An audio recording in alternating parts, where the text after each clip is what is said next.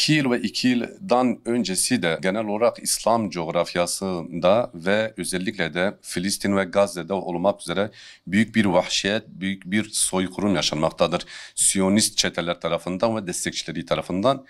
Biz de biliyoruz ki buradaki Müslümanlar olarak biz bunu iyi biliyoruz ki bu Siyonist çete ve destekçileri en büyük destek kaynakları İslam ülkelerindeki oluşan ticari kaynakları, ekonomik kaynaklarıdır.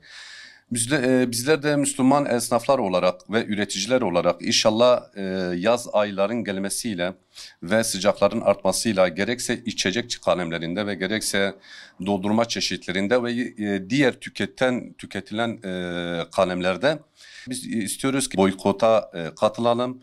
Boykotu devam ettirelim. Yerli üreten firmalarımıza da bu konuda destekçi olalım. Ve inşallah bir nebze de olsa oradaki kardeşlerimizin mücadelesine katkı sunmuş olacağız.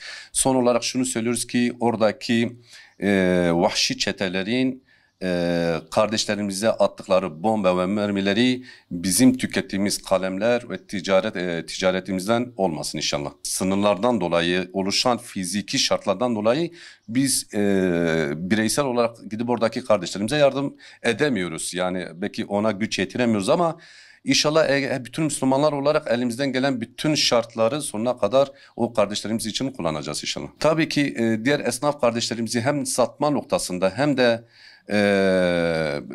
üreten firma, yerli kalemleri üreten firmalarını oradan mallarını alıp ve satmalarını rica ediyoruz. Ve boykota katılmalarını çağrısında bulunuyoruz inşallah.